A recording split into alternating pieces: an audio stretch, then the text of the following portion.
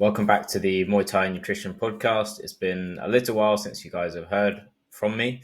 I've been busy with a few different things. So firstly, I was cleared to return to fighting again after my knee surgery. I had a boxing fight just as a little way to ease off the ring rust. I won that, thankfully, and so I'm now all good to fight Muay Thai again in the near future. So I've been busy training, preparing for that fight.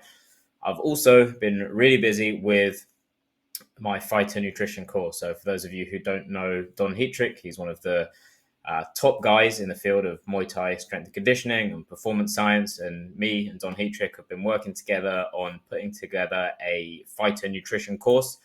It's been over a year's work putting essentially my one-to-one fighter nutrition program that I now currently do with my one-on-one clients, collating that and condensing that into a structured system that I can teach to you guys. So it's been a hell of a lot of work behind the scenes. I'm so happy to say that the filming is all finished.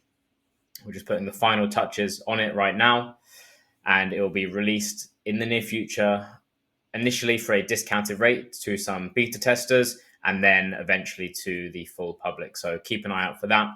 If you're on my email list, if you're on my social media, my Instagram, then you will hear about it. When I started this podcast, I was really clear to myself that I don't want this to be a chore for me. I don't want it to be a drain on my time. I want to keep it as something fun that I do, that I enjoy as an addition to my training and fighting. I definitely don't want it to take away from my Muay Thai career. I'm still young-ish. I'm still an active fighter. So that's my priority right now. And that's why the episodes haven't been coming as frequently as they used to. But now that this fighter nutrition course, which has been taking up a lot of my working time, is 99% complete, I'll have a lot more time for content creation, which will include things like Instagram as well as the podcast. Anyway, the topic for today's episode is supplements for Muay Thai. Now, there are hundreds of thousands of supplements out there, and 99% of them are a waste of money. They're not going to have any beneficial effect, and they are going to cost money as well. So they're probably a net negative. I always say, if you want a great example of the placebo effect in full action, go to a supplement site and read the reviews on all of the thousands and thousands of products that have been scientifically shown to have minimal or no benefit. Yeah, people are claiming they are life-changing. And from my perspective, a large part of that is due to the placebo effect. If you invest a lot of money and you believe a lot in something that you buy, you have an incentive to want it to work. That said, there is a small number of supplements which do have a robust and significant benefit. What I'm going to do in this episode is take you through them. I'll explain what they are, how they work, and how to take them. But up front, these supplements are whey protein, creatine, caffeine, beta-alanine, fish oil, vitamin D, and electrolytes. So I will just walk you through them one by one, breaking down everything you need to know about these supplements that you're going to get essentially the best bang for your buck for. The benefits you get from them will be worth it in most cases for the money you invest in buying them. So firstly, we have whey protein. Now, some people might say, well, it's not really a supplement. Some people call it a performance food. I'm going to categorize it under supplements because you buy it from a supplement site most times. But it is true that it's more of a food product. It's a byproduct of the cheese making process. And it's also, if you ever have a yogurt and you open it and it's got that weird sort of liquid on top of it, that is whey basically. And then the way it's sold commercially is it's dried and then it's added flavor to it so it doesn't taste terrible. And then it's put in bags and sold out to people who buy it. Now, the reason I recommend whey protein is simply that it's an easy, fast digesting, convenient source of protein. For all intents and purposes, it is no different from a chicken breast, tuna, any other sources of protein, really. So simply just see it as another source of protein. If you're a fighter, which you probably are if you're listening to this episode, then there's a reasonable chance that your protein needs are relatively high. Now, while it's certainly possible to hit that through whole food sources, and if you can, then by all means go and do that. In many cases, adding some supplemental protein on top of your whole food sources can provide a boost in your intake that you need to hit your targets. You can also use it to add protein to meals that otherwise wouldn't be particularly high in protein. For example, things like oats, porridge, overnight oats and things like that. In terms of when to take it, you can take it anytime. It really doesn't matter. Like I said, it's just another source of protein. So anytime where you would want to consume protein, you can slot whey protein in there. Broadly speaking, there are two main types, which are whey protein concentrate and whey protein isolate. They are both completely fine. Whey protein isolate is just slightly more processed. You might find it has, maybe 1 or 2 grams less carbs and fats. Really insignificant, to be honest. It's not worth caring about. The only situation in which I would recommend isolate over concentrate is if you are lactose intolerant. Now, whey protein isolate isn't completely free of lactose, but the amount is so small that a large proportion of lactose intolerant people can still consume whey protein isolate. But if you're not lactose intolerant, concentrate or isolate, it's much for a muchness. They're both good. And in terms of the dosing, it's going to depend on your protein needs, but typically just 1 scoop as and when needed throughout the day. I wouldn't recommend making up your whole daily protein intake through whey protein because it's, at the end of the day, mostly you'll be consuming it with liquid as a protein shake. And as we know, liquid calories aren't particularly satiating. So that's where there's a little bit of a trade-off. But as a general rule, I say as long as less than, let's say, 50% of your daily protein is coming from protein shakes, then you're probably fine. Next, we have creatine. This is probably one of the most well-researched supplements out there. There are so many studies on it, and the effects for a legal supplement really are quite significant. The main benefits are increases in muscle strength and size, improved intermittent sprint performance, improved recovery, and there's also some interesting emerging research about the potential cognitive benefits of creatine supplementation. Things like improving your resistance to fatigue. So if you are doing cognitively demanding tasks or trying to perform when you're sleep deprived, there's some evidence to say that creatine can help rescue performance in those situations where it otherwise would drop off to a large extent.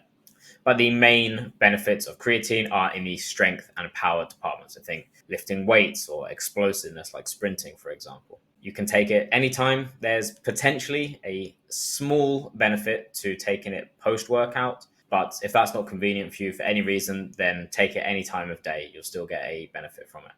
There are a few different types of creatine. The one I recommend you buy is creatine monohydrate. You'll find other versions like creatine ethyl ester and different products. The most widely studied and the one that has been shown to have the most benefits is creatine monohydrate. It's also the cheapest, so just stick with that. On your packet, you might see it say micronized creatine. That's completely fine. It's just made a little bit smaller to absorb in water a little bit easier, but it's still, as long as it's still creatine monohydrate, so it would be micronized creatine monohydrate in those scenarios. In terms of dosage, you want to take somewhere about 3 to 5 grams per day will be appropriate for most people. You may have heard about creatine loading, which you can do. Essentially, the benefits of creatine come from having full muscle creatine stores. Now, if you take, let's say, 5 grams per day, your muscle creatine stores will gradually increase, get more full, more saturated, and maybe after a month or so, they'll be full and you'll start experiencing the full benefits. However, if you want to skip the queue, so to speak, and get to this point, fast track your way to this point where your muscle creatine stores are already full, you can load before just doing the 3 to 5 gram per day maintenance dose. Loading involves somewhere between 10 to 20 grams per day, and you want to do that for about 5 to 7 days. This is optional. I would recommend it for you if you want to experience the full benefits of creatine sooner and you don't experience any gut discomfort when taking creatine. I would not recommend loading if you experience some gut discomfort when taking creatine. In fact, I would even recommend perhaps splitting that 3 to 5 gram daily dose into 2 if you do experience some gut discomfort. Also, make sure you dissolve it in plenty of water. Don't just dry scoop it, which I see some people do. If you take it without enough water, then you're going to have an increased chance of gut discomfort. So please just make sure you dissolve it in water. Don't just eat it straight out of the tub. Another scenario in which I would not recommend loading is more of a psychological thing. So I'll talk about this a little bit more in a moment, but one of the side effects of creatine supplementation is water retention. Now, obviously, if you are nothing changes and you are holding more water, then the scale weight is going to increase, which it mostly does by about 1 to 2% for most people after long-term creatine supplementation. Now, if you load it, that 1 to 2% increase in weight is going to happen much faster than if you just take 3 to 5 grams per day. It will slowly occur over the course of a month, and you might not even notice it if you're just taking that daily maintenance dose. However, if you're loading, you are much more likely to see a steeper increase in weight because you're fast tracking that process of saturating your muscle creatine stores. So if you are someone who psychologically, even though you know it's just intramuscular water, seeing that scale jump up, you know that's going to have a negative impact on you, then just skip the loading, take the maintenance dose. However, if you can tell yourself it's just water and you don't necessarily care if your weight creeps up by 1 or 2%, then the loading will allow you to experience the full benefits slightly faster than just taking the maintenance dose. So you load 10 to 20 grams a day for about a week, 5 to 7 days, and then go to the maintenance dose of 3 to 5 grams per day. The final thing I want to talk about when it comes to creatine is the water retention, which I touched on before. Now, if you can make weight whilst taking creatine, then by all means do it. This would probably be ideal because you can still experience the full benefits of creatine and you don't need to cut it out before making weight. However, if you are concerned about making weight, or if you have a larger weight cut and you could use any benefit that you can get, you can cut creatine out about a month before the weigh-in and you will lose that additional 1 to 2% water weight that you gained after you began taking it. Whether you should cut it out before a fight or not is up to you. I do with some of my clients, I don't with others. It's down to individual preference, but if you can make weight while still taking creatine, then there's no need to cut it out. Next up, we have caffeine, probably one of the most ingested chemicals in the world, certainly a popular one. And the good news is there are some great performance benefits to caffeine as long as you are careful about some of the less positive side effects.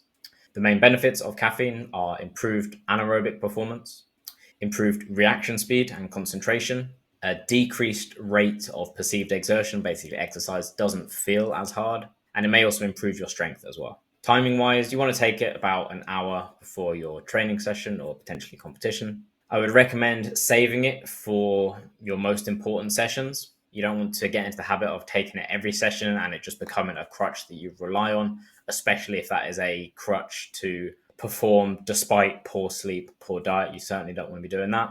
So save it for your most important sessions. And if you're training late at night, I would recommend avoiding caffeine at least 5 to 6 hours before bed. Caffeine has a half-life of about 5 hours. So if you take 200 milligrams, let's say at 5 p.m., then at 10 p.m., half of that is still going to be in your system. So I can't even remember the number I said. I say 200 milligrams at 5 p.m. At 10 p.m., you're still going to have 100 milligrams, which is, about a cup of coffee. You're still going to have a significant amount of caffeine in your system. So that's why it's a minimum time of 5 to 6 hours before bed to avoid it, ideally as long as possible before bed.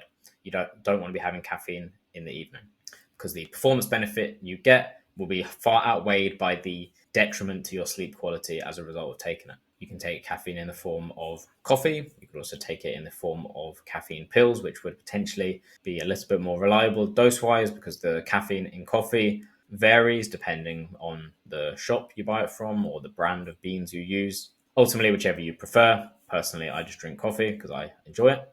And effective doses range from somewhere between 2 to 6 milligrams per kilogram of body weight. So let's say you're 60 kilograms, 60 times 2 is 120. So for a 60 kilogram individual, somewhere between 120 and then 60 times 6 would be 360. So somewhere between 120 and 360 milligrams would be an effective dose for a 60 kilogram individual. You'd want to start at the lower end. Certainly don't jump into the high end of that. Start low, work up if you need it, but I wouldn't recommend exceeding that by too much. For most people, 1 to 2 strong coffees or potentially 1, maybe 2 caffeine pills, depending on your body weight.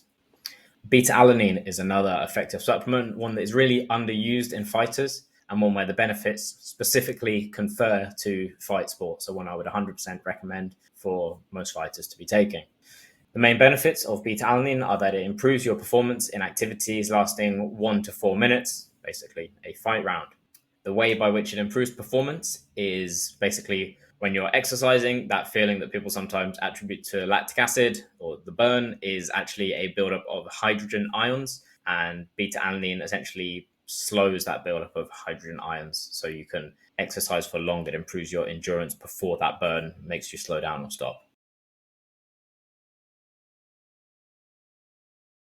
You can take it any time of day, but higher doses of beta-alanine cause something called paresthesia, which is basically like a tingling feeling, which can feel a bit weird. It's not particularly pleasant. To avoid that, split it into 2 to 4 smaller doses. Or if you don't mind it, some people don't mind that weird tingling feeling if they're like training at the same time. So you could just take a larger dose before training.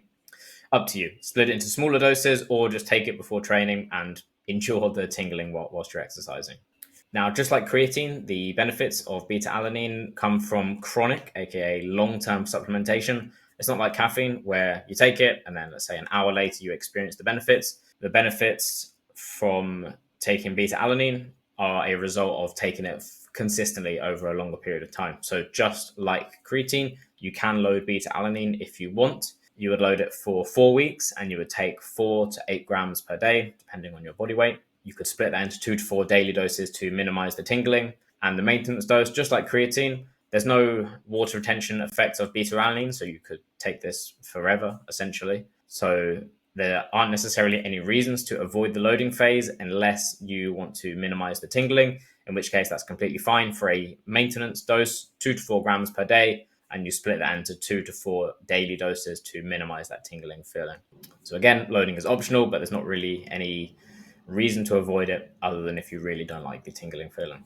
And now all the supplements I've mentioned up until now are performance focused supplements, and I'm going to dive into one more performance supplement before I move on to 2 health-based supplements. So the final one in the performance category is electrolytes. I won't spend ages on this, but simply put, when you sweat, you not only lose fluid and water, you also lose electrolytes in your sweat, primarily sodium. You do lose some other electrolytes such as potassium, but you don't tend to lose that much in your sweat. Sodium is by far the electrolyte that you lose most in your sweat, and that is why it's most important to replenish sodium if you are a heavy sweater, because you'll experience the largest sodium losses from your sweat. Now, who should take electrolytes? Well, if you're an individual who sweats a lot, you'll probably have high sodium losses, in which case it's a good idea to consume some electrolytes alongside your fluid. Put it this way, when you're sweating, you're losing water and electrolytes. If you only drink water, you're only replenishing that fluid and you're not replenishing the electrolytes. And specifically, sodium will allow you to hold on to that water. If you just drink plain water, you will drink it and then pee it out. If you drink water plus sodium, you'll hold on to more of it. It will rehydrate you better. That's why electrolytes mostly contain sodium. So if you're training in a cold country and you don't train that often, maybe just a few times a week, you probably don't need electrolytes. If you are training in a hot country or you're training a lot or very intensely, if you're preparing for a fight or you're training in Thailand, for example, your sweat losses are going to be very high. Or if you're just an individual who sweats a lot, then it's a good idea to consume some electrolytes. You can buy tablets or powders and you can mix them with your drink, and that will help support your hydration. The main benefits of consuming electrolytes along with your fluid is that it prevents dehydration, and we know that dehydration can have really significant performance consequences. Also, just make sure you are adding salt to your foods in your post-training meal. So like I said, we want to consume fluid plus sodium. That's why we do it after the weigh-in, and it's a good idea to do it to a less aggressive extent, but still to some extent, after training sessions where you've had high sweat losses. So if you do consume plain water, but you have a meal with a decent amount of sodium added, that is also going to rehydrate you better than plain water alone. So just bear that in mind. The final 2 supplements I'm going to cover are health-based supplements, and they are fish oil, or omega-3 fish oil, you may have heard it called, and vitamin D. The main reason I recommend fish oil is that they are a source of omega-3 fatty acids. Most Western diets are pretty low in omega-3 fatty acids and pretty high in omega-6 fatty acids. We want to consume more omega-3 fatty acids, essentially. And the benefits of this are reduced inflammation, improved cardiovascular health. There's also some evidence to suggest that taking fish oil may improve strength and size gains and also may help with fat loss. But the main benefits are from reducing inflammation and improving cardiovascular health. You can take it any time of day, really, but with food would be ideal. Mostly they will come in the form of fish oil capsules. You could just have the liquid if you don't care about the awful taste. But for most sane individuals, the capsules will be more palatable. And you want to refrigerate them after opening just to preserve their shelf life. Your target dose is a combination of the EPA and DHA on the label. So add those 2 numbers together. We want that number, the combined EPA and DHA, to be somewhere between 300 milligrams to 1800 milligrams per day. As long as you fall within that range, you're fine. Typically, this translates to about 1 to 3 capsules per day. And finally, we have vitamin D. So why do I recommend this? Well, vitamin D deficiency is a really common deficiency, especially in athletes. You have a higher risk of vitamin D deficiency if you have a darker skin tone if you live in a country where you don't get much sun, or if it's during the winter months, or if you just spend a lot of time inside.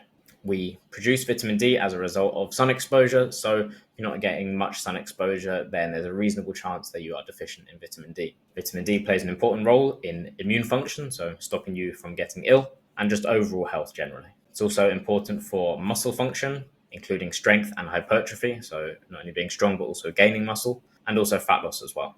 Just like fish oil, you want to take this with food daily. Because vitamin D is a fat-soluble vitamin, you want to take it with some fats for optimal absorption.